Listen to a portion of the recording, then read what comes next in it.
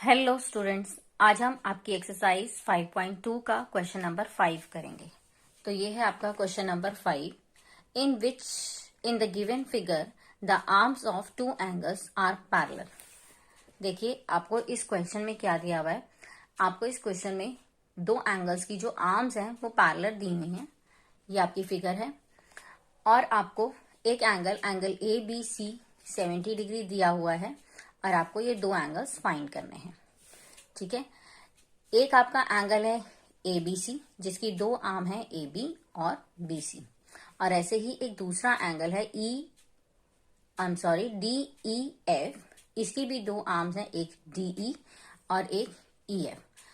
तो students, angle A B C की arm B C, angle D E F की arm E F के parallel है, और एंगल ए बी सी की arm A B angle D E F की arm D E के parallel है। Means दोनों की जो ये मतलब स्लांटिंग लाइंस जो हैं, दोनों की स्लांटिंग लाइन आपस में पैरेलल है, और दोनों एंगल्स की स्लीपिंग मींस हॉरिजॉन्टल लाइंस आपस में पैरेलल गिवन है। और आपको ये एंगल एबीसी यहाँ दिया हुआ है 70 डिग्री, तो आपको फाइंड करना है डीजीसी, मींस ये वाला एंगल आपको फाइंड करना है। तो ये एंगल क्या होगा स्टूडेंट? मैंने इस चैप्टर की बेसिक वीडियो भी बनाई है, आप इसे करने से पहले एक बार उस बेसिक कॉन्सेप्ट्स को जरूर देखिएगा। स्टूडेंट, ये आर्म है ए बी, अगर आप थोड़ा सा इसको एक्सटेंड कर दें तो आपको ये पैरेलल लाइंस की तरह नजर आएंगी। ये पैरेलल लाइंस की तरह नजर आएंगी, और ये आपकी बीच में से जो लाइन जा रही है, this is considered as transversal. तो जब दो पैरेलल लाइंस होती हैं और एक ट्रांसवर्सल होती है, transversal is a line which intersect the two parallel lines at specific और डिस्टिंक्ट पॉइंट्स। तो उस तरह से ये हमारा एक इंटरनल रीजन और एक एक्सटर्नल रीजन में जो एंगल्स बनते हैं, they are called corresponding angles. In case of parallel lines corresponding angles are equal. So इसीलिए एंगल ए बी सी जो हमारा ये 70 दिया हुआ है, कॉरस्पॉन्डिंग एंगल की हेल्प से ये हमारा डी जी सी भी इक्वल होगा, मीन 70 डिग्री होगा। तो इसे लिखेंगे कैसे? देखिए, हम लिखेंगे A B parallel D E and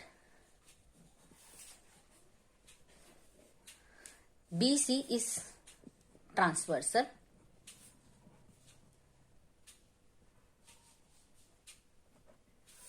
ठीक है। तो जब लाइंस पैरेलल होती हैं तो कॉरस्पॉन्डिंग एंगल्स आपस में इक्वल होते हैं। कौन से corresponding angle? A B C is equal to D G सी।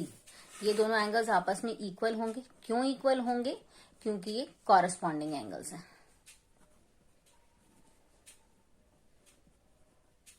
ठीक है। एंगल ए बी सी जो है वो हमें दिया हुआ है 70 degree.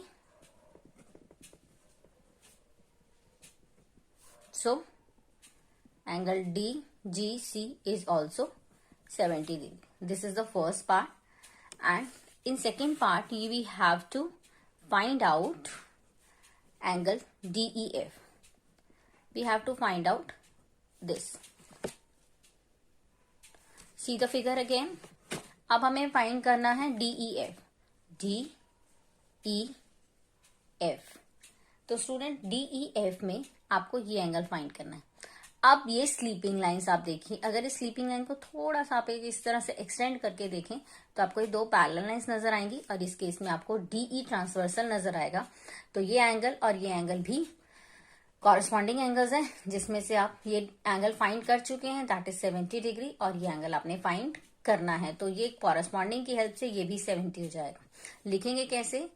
BC parallel EF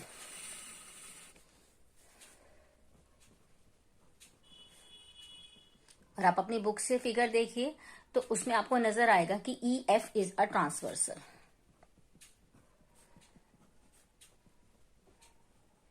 EF is a transversal.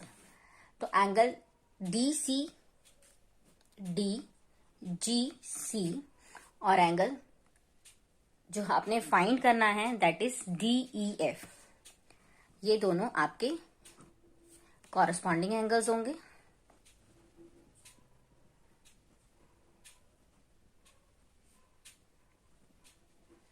और कॉरस्पॉन्डिंग एंगल्स आपस में इक्वल होते हैं। DGC अभी आपने फाइंड किया 70 डिग्री। अगर DGC 70 है तो कॉरस्पॉन्डिंग की मदद से आपका GEF भी 70 डिग्री होगा। This is all about question number 5। Let's start question number 6।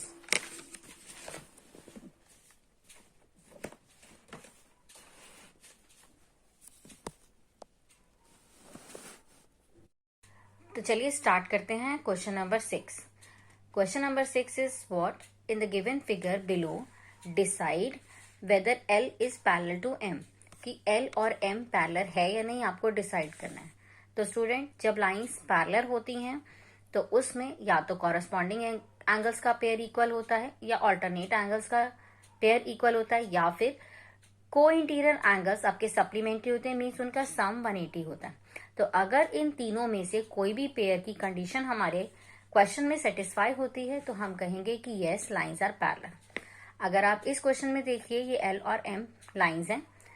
अभी आपको दिखने में लग रहा होगा कि ये पैरेलल हैं, बट हम ऐसे नहीं कर सकते जब तक कि कोई एंगल्स की प्रॉपर्टी, रिलेटिव एंगल्स की प्रॉपर्टीज को सेटिस्फाई ना करें। और ये N एक ट्रांसवर्सल है, उसके अकॉर्डिंग आपको ये इंटीरियर रीजन में ये दो एंगल्स दिए हैं। स्टूडेंट्स, ये को इंटीरियर एंगल्स होते हैं। अगर को इंटीरियर एंगल्स का सम 180 है तो यस, ये जिस लाइंस पर बने हैं वो लाइंस फॉर्म होंगी, वो लाइंस पैरेलल होंगी।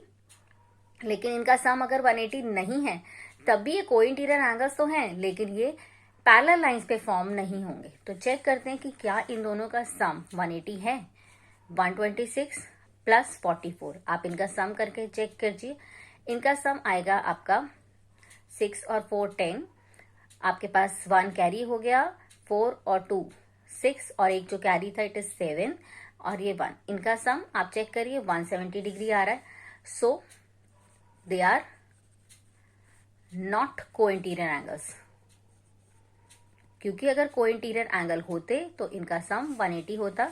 दे are not co interior angles, so you can say L not parallel to M, L not parallel to M।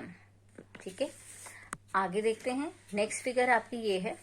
Next figure में स्टूडेंट्स ये आपका ये दो एंगल्स दिए हुए हैं। अब हमें इसमें चेक करना है कि क्या ये पैरेलल है या नहीं। तो मैं इसमें कौन सा एंगल चेक करूंगी, देखिए मैं यहां से इसको, ये आपको पता होगा कि ये जब दो लाइंस इस तरह से इंटरसेक्ट करती हैं तो ये वर्टिकली अपोजिट एंगल बनते हैं, और वर्टिकली अपोजिट एंगल आपस में इक्वल होते हैं।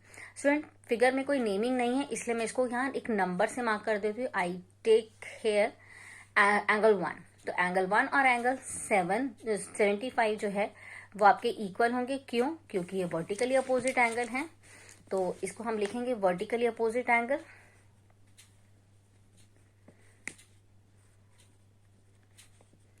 Vertically opposite, therefore they are equal.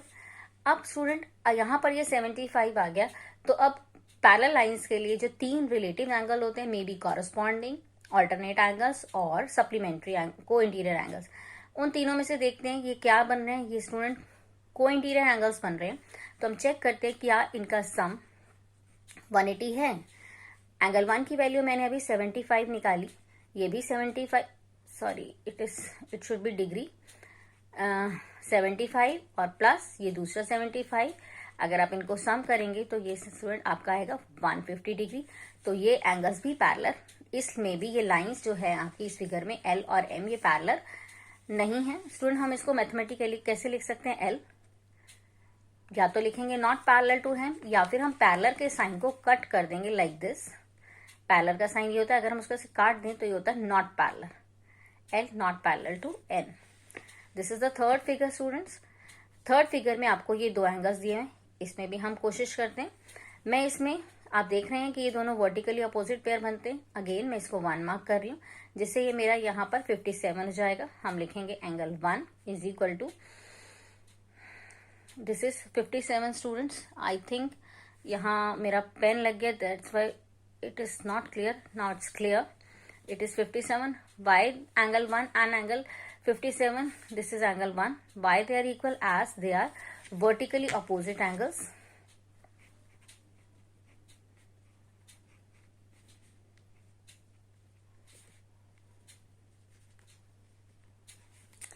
सो अब यहाँ पे हमारा 57 आ गया।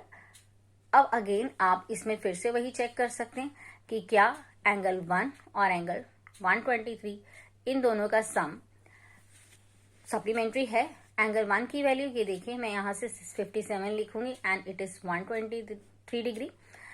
Now I can going to add up, after adding I get 180 degree. So yes, they are supplementary, तो in which L parallel M.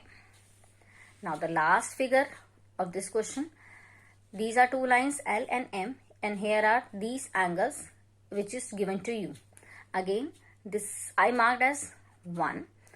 They are vertically opposite angles. As I show you, as I already told you, when two lines are intersecting each other, their vertically opposite angles are formed and they are equal. So angle 1 जो है हमारा 72 degree आ गया. Now they are the angles which is given in the interior region of the lines. तो I can check कि if they are supplementary or not. Angle 1 और angles 98 को हम add करेंगे. एंगल 1 की वैल्यू देखो मैंने ऊपर निकाली है, दैट इज 72 डिग्री और दिस इज 98. तो हम इसे ऐड करेंगे. जब आप ऐड करेंगे तो यू विल गेट, देखिए 2 यहाँ पर हो गया, that is 100 degree plus 70, it is 170 degree. और अगर 170 डिग्री है तो ये लाइंस पैरेलल नहीं होंगी. ठीक है, I couldn't find space here but I am trying to manage. L, this is parallel. Parallel को अगर आप इस तरह से कट करते हो तो it is not parallel. L not parallel to M because they are not 180 degree. So this is all about question number 6 of 5.2. और स्टूडेंट इसी के साथ हमारा ये 5th चैप्टर कंप्लीट हो गया है. होप आप लोगों को अच्छे से समझ में आया होगा. Please like my channel and share with your friends and subscribe it also. Student आपको अगला चैप्टर कौन सा चाहते हैं कि मैं नेक्स्ट किस चैप्टर पे वीडियो बनाऊं, please answer me in the comment section. Thank you.